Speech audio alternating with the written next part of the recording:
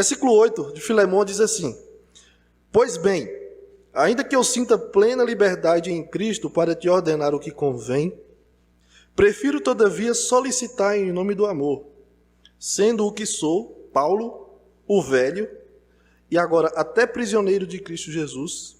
Sim,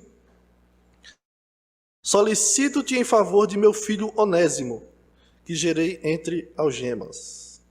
Amém. Então esse pequeno texto aqui, que parece não ter muito a ver com nada, nós vamos meditar essa noite, mas obviamente tem a ver com tudo. Vamos orar mais uma vez.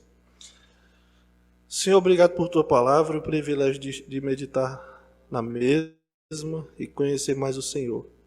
Que o Senhor use esse tempo, todos nós possamos ser desafiados, impactados por ela, e possamos, Deus, responder positivamente à tua voz. Nós te pedimos em nome do Senhor Jesus. Amém. Eu estava assistindo um podcast essa semana, aliás, um trechinho de um podcast lá no YouTube sobre Filemão, e uma das pessoas que estavam conversando sobre a carta de Filemão, ele disse que, citando um outro autor, que eu acho que é N.T. Wright, o autor, dizia que se nós tivéssemos registrado da Bíblia ou do Novo Testamento apenas a carta de Filemão, nós já teríamos o Evangelho na sua essência.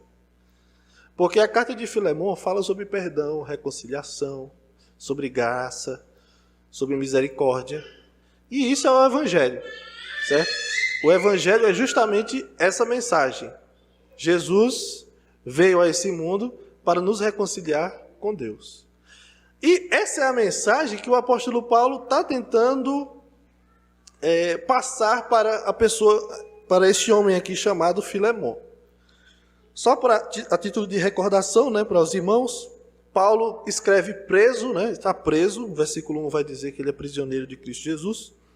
Ele escreve essa carta para um cristão chamado Filemão, que é lá da cidade de Colossos, onde ele era parte daquela mesma igreja onde Paulo escreveu a carta aos Colossenses. E de alguma forma, aconteceu alguma coisa com um escravo de Filemão chamado Onésimo. Ele fez alguma coisa contra Filemão, provavelmente roubou alguma coisa, furtou alguma coisa da sua casa e fugiu. Nessa fuga, ele foi bater no apóstolo Paulo, talvez para pedir ao apóstolo Paulo que interceda por ele, que o ajude, né? Porque a situação de Onésimo, naquele contexto, seria terrível. Ele era escravo do seu senhor Filemão, e os escravos, aqueles que fugiam e aqueles que faziam algo contra o seu senhor, eles poderiam chegar a uma pena gravíssima, pena de morte, né? Morte de cruz, na época, por ter agido contra os seus senhores. E Filemão, então, nós não sabemos como, mas de alguma forma ele se encontra com o apóstolo Paulo na cadeia, né? Na prisão, provavelmente uma prisão domiciliar, como no final de Atos, Paulo está numa casa, preso, sem poder sair de casa, mas mesmo assim ele recebe pessoas. Então, talvez nesse contexto, o apóstolo Paulo recebeu Onésimo, fugido, né? E o apóstolo Paulo, então, o convence do Evangelho, primeiramente, e depois Paulo escreve essa carta aqui para Filemão, a fim de explicar a situação de Onésimo, de como ele se converteu, e com base no amor, Paulo escreve para que Filemão receba de volta o seu escravo. Só que receba, veja bem, a Bíblia, eu afirmei algumas vezes que a Bíblia não usa a palavra alforria, a palavra revolta com relação à escravidão, ou a palavra abolição. Mas Paulo diz, receba-o, mas não mais como escravo. Receba-o como um irmão caríssimo, muito amado. Em outras palavras, o cristianismo ele acaba abolindo a ideia de escravidão, porque ele impõe às pessoas na época que eram donos de escravos e se tornavam cristãos, um padrão muito alto de como se devia tratar os seus servos. Então, ao invés de tratar como escravos, como a sociedade na época, eles deveriam tratar os seus servos como irmãos como parte até da sua família. Então, ao invés de punir Filemon, como era o costume secular, ele deveria recebê-lo com amor. Então, antes de fazer esse pedido, né, de receber Onésimo, Paulo elogia Filemon. A gente viu isso na semana passada, nos versículos 4 até o versículo 7. Paulo dando graças a Deus pela vida de Filemon e de como ele é um homem amoroso para com os santos, né, demonstra amor para com os santos, reanimando as pessoas, encorajando as pessoas, e de como ele é uma pessoa que tem fé no Senhor Jesus Cristo. E Paulo usa esse elogio, diz, você é uma pessoa que tem muito amor, você é uma pessoa maravilhosa, não tem, né? Você é uma pessoa incrível. Portanto, não vai se negar a fazer o que eu vou pedir daqui a pouco. Então Paulo faz isso, elogia, sabe do seu caráter, sabe de como ele é um cristão valoroso, e o apóstolo Paulo vai apelar a essas virtudes que Filemon tem para que o seu pedido seja atendido. Então, o apóstolo Paulo, aqui nos versículos que nós lemos, vai iniciar então a sua intercessão em favor de Onésimo para com Filemon, certo? E eu intitulei a mensagem de hoje de Em Nome do Amor. Porque o apóstolo Paulo vai fazer o seu pedido, e ele diz aqui no versículo 9, que ele faz em nome do amor. O que é que a gente faz, ou o que é que o apóstolo Paulo faz, e nós devemos fazer também, em nome do amor? Primeiro, nós precisamos ser capazes de abrir mão de direitos. Em nome do amor, em nome da graça, da benevolência, da bondade, nós precisamos ter a capacidade de abrir mão de certos direitos que a gente tem para favorecer alguém, para agir com graça na vida de outra pessoa. O versículo 8 inicia dizendo o seguinte: pois bem, em outra versão vai dizer, por isso, porque essa é a ideia, por isso, porque Paulo acabou de elogiar Filemon por suas virtudes de amor e fé. Seu amor aos irmãos se mostrava pela maneira como ele animava as pessoas. Ele era uma pessoa que encorajava as pessoas. Eu acho que Filemon era um daqueles irmãos que não pode faltar em nenhuma igreja. Aquela pessoa que está sempre animando as pessoas. Vamos lá, cabeça para frente, vamos servir ao Senhor com alegria. Esse era Filemon. E agora o apóstolo Paulo diz, pois bem, versículo 8, ou seja, diante disso, eu tenho algo a lhe pedir. Porém, veja o que é que Paulo diz no versículo 8. Ele diz, olha, pois bem, ainda que eu sinta plena liberdade em Cristo para te ordenar o que convém. O apóstolo Paulo, por favor. O apóstolo Paulo diz que ele poderia ordenar a Filemon a agir conforme o que ele quer, o apóstolo Paulo quer. Paulo tem autoridade para ordenar Filemon sobre o que ele deve fazer. Ele diz, olha, eu vou pedir que você receba Onésimo. Eu poderia ordenar isso. Eu poderia mandar você fazer isso. E por quê? Quando Paulo diz aqui, eu tenho liberdade em Cristo para te ordenar o que convém. Quando ele diz que tem plena liberdade em Cristo para ordenar, não quer dizer que ele tem plena liberdade para mandar qualquer coisa. O apóstolo Paulo não tem autoridade para mandar qualquer coisa, tudo, na vida das pessoas, dos crentes, não. Ele tem plena liberdade em Cristo. Ou seja, diz respeito à autoridade que ele recebeu de Cristo para agir conforme Cristo. Eu tenho plena liberdade em Cristo. Ele está falando da sua autoridade apostólica. Ele é apóstolo. Em outras palavras, ele não é qualquer pessoa.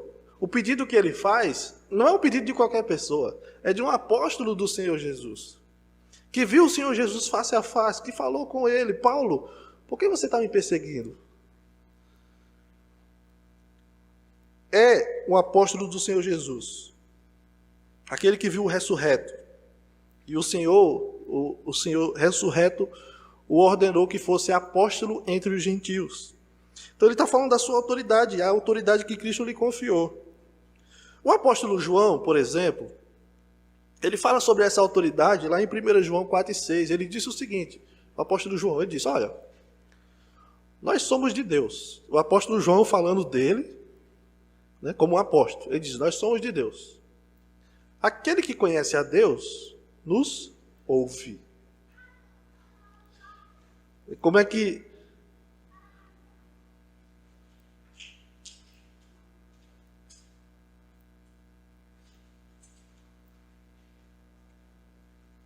Está precisando. Está coçando.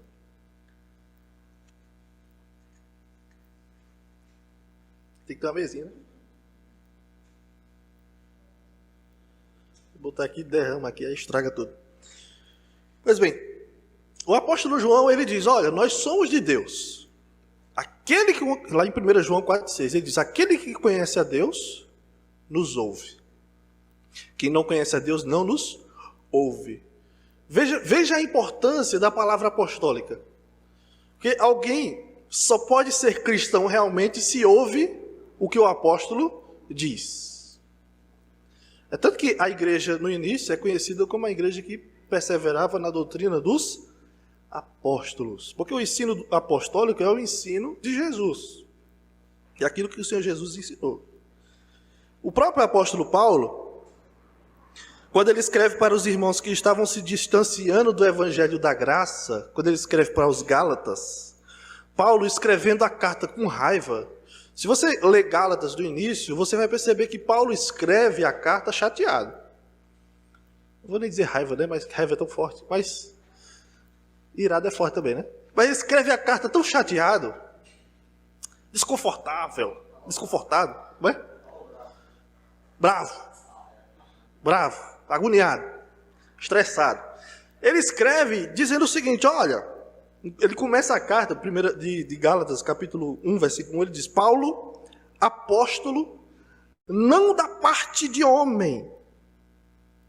Cadê? Pulei. Não da parte de homens, nem por intermédio de homem algum, mas por Jesus Cristo e por Deus Pai, que o ressuscitou dentre os mortos. Paulo começa essa carta dizendo o seguinte, a minha autoridade como apóstolo não vem de ninguém, não, a não ser de Jesus. Eu sou apóstolo, não é da parte de ninguém, não, de ninguém de vocês, não, com certeza. Eu não me fiz apóstolo. Eu me tornei apóstolo pelo chamado de Cristo, do Senhor, pela vontade de Deus. Paulo diz isso lá em Gálatas porque ele vai brigar com a igreja. Ele vai dar um gato nos irmãos porque estão se distanciando do evangelho da graça e voltando aos preceitos do judaísmo, né? As regras, as festas, os costumes judaicos, e acreditando que crer em Cristo não era suficiente para a salvação, eles precisavam fazer outras coisas. Paulo diz, não é bem assim. E eu sou apóstolo, vocês têm que me ouvir. Eu sei do que eu estou dizendo. Ou seja, o apóstolo Paulo não se intitulou apóstolo. Foi o próprio Senhor Jesus que o escolheu para isso. Quando ele escreve para aqueles que estavam questionando a sua autoridade, 2 Coríntios, o apóstolo Paulo escreve para aqueles que estavam questionando a sua autoridade apostólica. Havia pessoas na igreja em Corinto, veja que é uma igreja cheia de problemas, né? A primeira carta tinha vários problemas, e na segunda tem problemas também, mas já são problemas novos. Sempre tem problema na igreja do Senhor, isso é um fato. E em 2 Coríntios, ele escreve para falar um pouco sobre a sua autoridade apostólica, porque havia pessoas na igreja questionando a sua autoridade. Se de fato ele era um apóstolo do Senhor. E lá no capítulo 12, versículo 12 de 2 Coríntios, ele disse, pois as credenciais do apostolado foram apresentadas no meio de vocês, com toda a persistência, por sinais, prodígios e poderes miraculosos. Ele diz, eu sou apóstolo e eu provei isso através dos sinais que eu fiz entre vocês. Então, meus irmãos, Paulo ele poderia, mais uma vez, como nessas outras cartas, chegar falando com Filemon e lançar mão da sua prerrogativa apostólica e dizer, olha, Filemon, você tem que agir assim. E quem está falando é o apóstolo do Senhor Jesus. Você está me entendendo? Mas ao invés disso, Ele solicita em nome do amor. Isso aqui é marcante. O apóstolo Paulo abre mão do seu direito apostólico para solicitar, ele diz no versículo 9, prefiro todavia solicitar em nome do amor. Ele prefere pedir. E o amor que Filemon já exercia entre os irmãos, auxiliando os crentes, dando encorajamento em sua caminhada cristã, agora deve ser exercido também em prol de Onésimo. Filemon não era uma pessoa que amava as pessoas, que cuidava das pessoas, que tinha fé em Jesus. Agora ele precisava demonstrar também para com Onésimo. Ele precisava demonstrar também para com Onésimo. Veja, meus irmãos, ele diz em nome do amor. Paulo, repito, ele abre mão do seu direito de exigir e ele passa a solicitar. Pedir com carinho. Em nome do amor, Filemon também teria que, em nome do amor, abrir mão do seu direito como dono de Onésimo. Veja, um escravo na circunstância de Onésimo deveria sofrer as mais duras penas que os seus donos exigissem na época. Ao menos era assim o costume secular. Mas não é assim no cristianismo. Amar é, em muitos casos, abrir mão de direitos em prol de outros. E não é assim o amor do Senhor por nós? Não é assim? Não foi isso que o nosso Senhor Jesus Cristo fez por nós? Ou não foi? Ele não abriu mão da sua glória? Ele não se fez homem? Ele não se fez servo? O Senhor Jesus se humilhou e não morreu numa cruz pelos nossos pecados? Não foi isso que ele fez? Amar é, muitas vezes, abrir mão de privilégios, de prerrogativas, para o bem do outro. Foi isso que o nosso Senhor Jesus fez. E está registrado lá em Filipenses 2, versículo 5, né? Paulo diz, tende em vós o mesmo sentimento que houve em Jesus. Porque ele, sendo Deus, não se apegou ao fato de ser Deus. Ele se esvaziou, assumindo a forma de servo, tornando-se semelhante a homem, morrendo uma morte de cruz. Veja, o Senhor Jesus abriu mão de toda a sua glória no céu e se encarnou para viver entre nós, para que um dia entregasse a sua vida pelos pecadores. E que merecimento temos para isso? O quanto de ruindade que nós praticamos dia após dia. Mas não é assim o amor que ele nos ensina? O amor, muitas vezes, abre mão de seus privilégios, de seus direitos.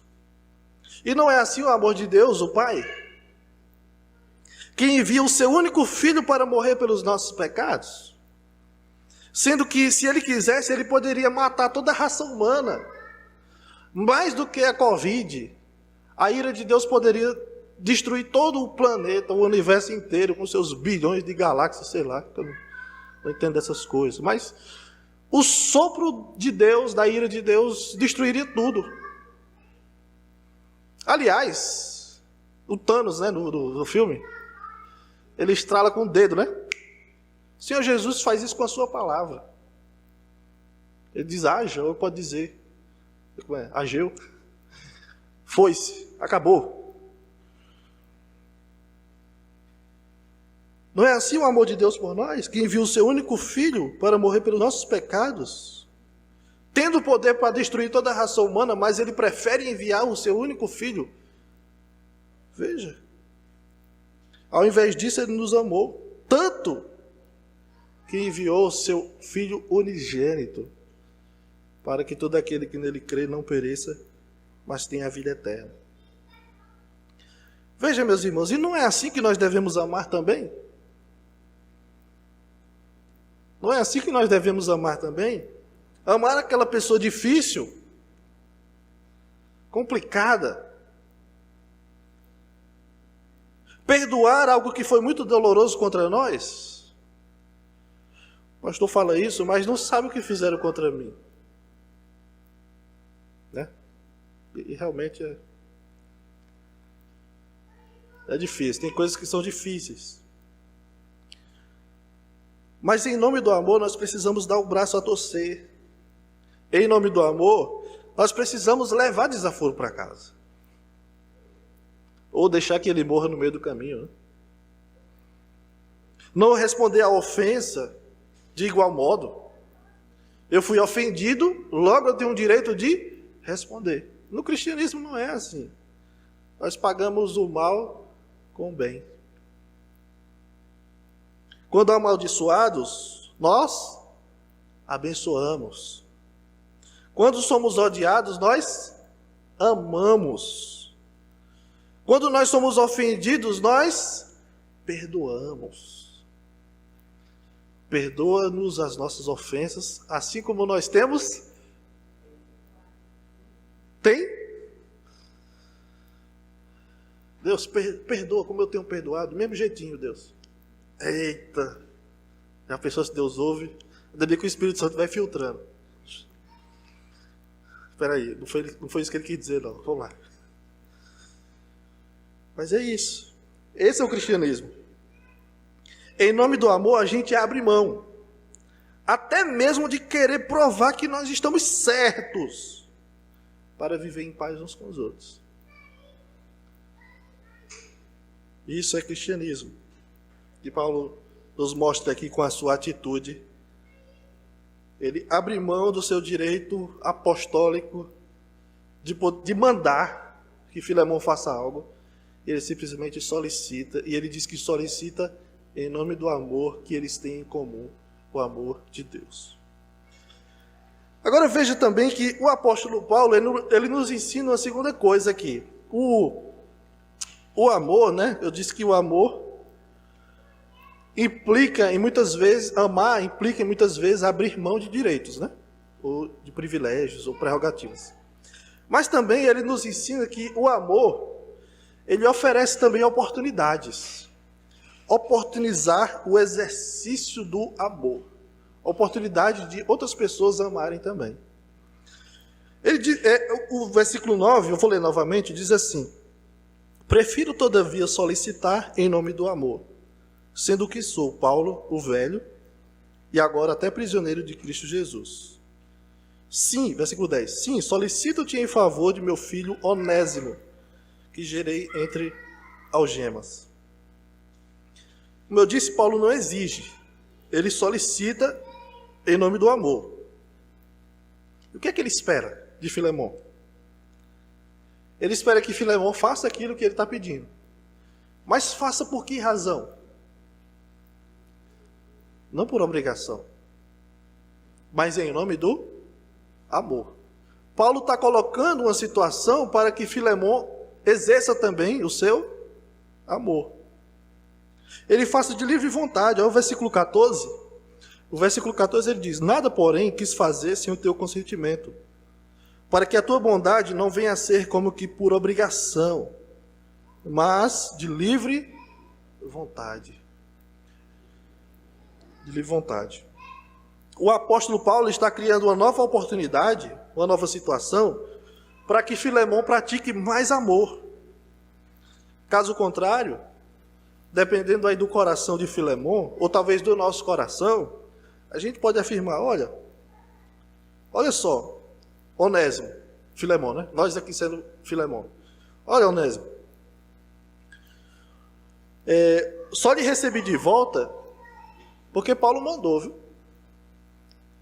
Eu só lhe recebi de volta aqui em casa porque Paulo mandou. Porque se dependesse de mim, você estaria preso ou morto. Porque tu não merece, não.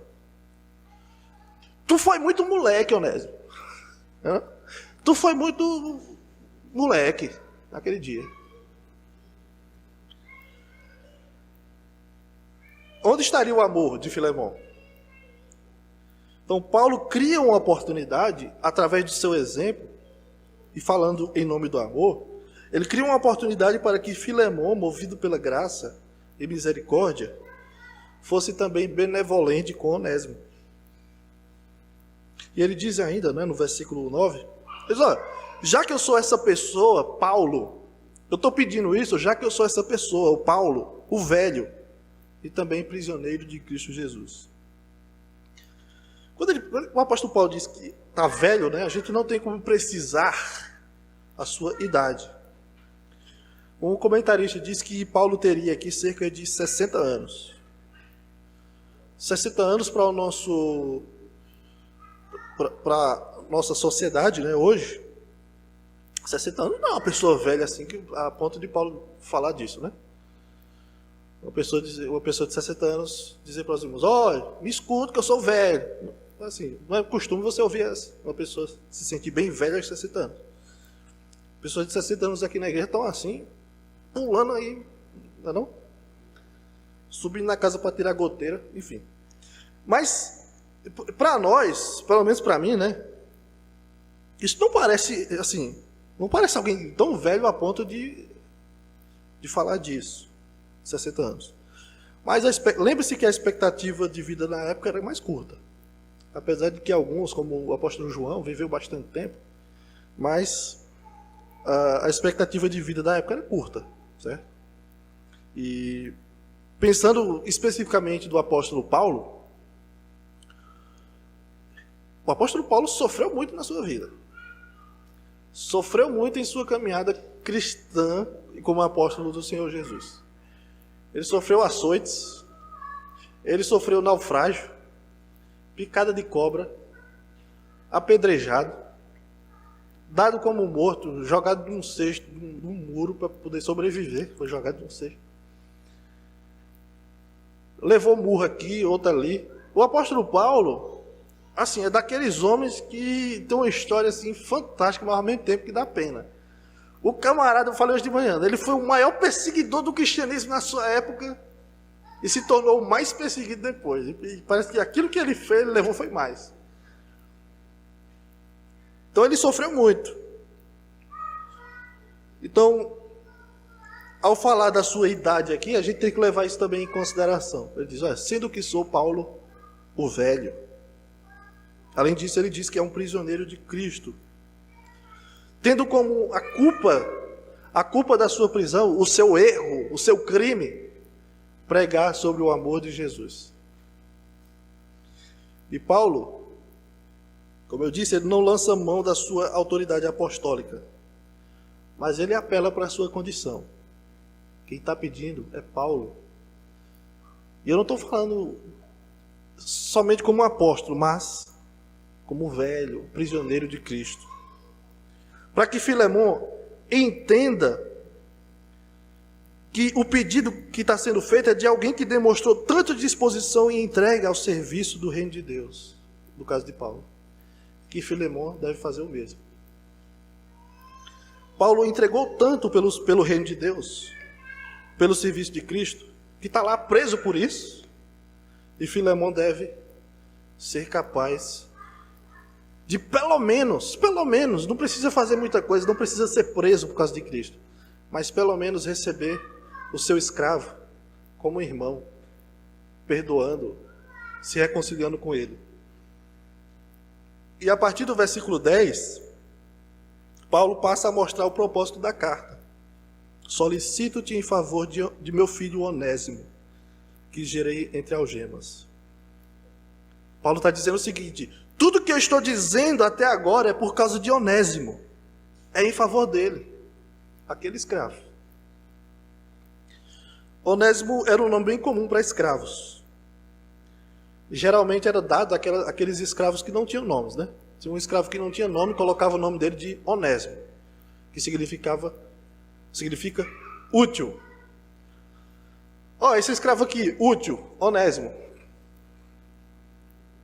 Isso aí pode ser bom para tu. Interessante que Paulo vai fazer um jogo de palavras no versículo 11, né? Ele antes te foi inútil, mas agora é útil. Pega o nome dele e faz um jogo de palavras aí. Mas Paulo chama de filho, que era uma forma carinhosa de um apóstolo se referir aqueles que eram seus pupilos espirituais, aqueles que ele discipulou, ajudou a crescer na fé, como Timóteo, por exemplo. Timóteo é chamado por Paulo de filho na fé. Onésimo é um filho gerado entre algemas, indicando que os dois estiveram no mesmo lugar de confinamento do apóstolo, e lá o escravo Onésimo passou a ser escravo de Cristo Jesus. Então veja, de fato, Paulo poderia mandar que Filemão recebesse Onésimo de volta. Paulo evangelizou Onésimo e ele se tornou uma nova criatura em Cristo. Estava arrependido de ter agido mal contra Filemão, porque o evangelho muda as pessoas, como nós sabemos. Mas ainda assim, Paulo prefere criar uma oportunidade para Filemão, onde ele pode exercitar o seu amor também para com seu escravo. Não tratando mal, mas tratando como irmão. Meus irmãos, oportunidades surgirão para você se reconciliar com aquelas pessoas que te ofenderam, ou aquelas que você ofendeu e entristeceu. Oportunidades surgirão. Você vai amar aquelas pessoas? Ou aquela pessoa? Você perdoará aquela pessoa ou aquelas pessoas? Buscará uma reconciliação com aquela pessoa ou aquelas pessoas?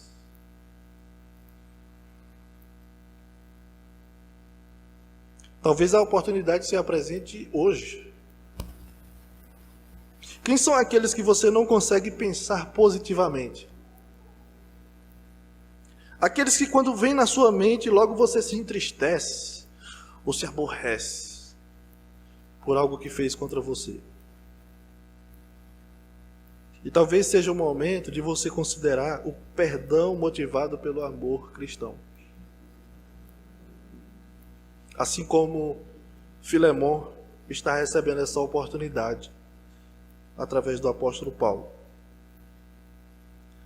Sendo você um alvo do amor de Cristo, que morreu para que você receba o perdão de Deus, então você sabe como agir. Você sabe o que Cristo fez por você, né? Você sabe o que Cristo fez na cruz pelos seus pecados, pelos nossos pecados, para nos conduzir a Deus, para nos reconciliar com Deus. Ninguém amou tanto como Jesus, como Deus o Pai. Você está pronto para amar e perdoar assim também? Você vai esperar até quando? Para amar, perdoar e reconciliar. Você vai segurar suas mágoas até quando? É porque o senhor não sabe, pastor, o que é que meu pai fez, o que é que a minha mãe fez, o que falaram para mim lá atrás. O senhor não sabe a mentira que inventaram. É que o senhor não sabe o que tomaram de mim, o que disseram contra mim. Então você vai ficar segurando as mágoas até quando? Então você vai fazer como Paulo está sugerindo a Filemão. Em nome do amor, receba de volta. Se reconcilie. Não pense muito. Apenas ame.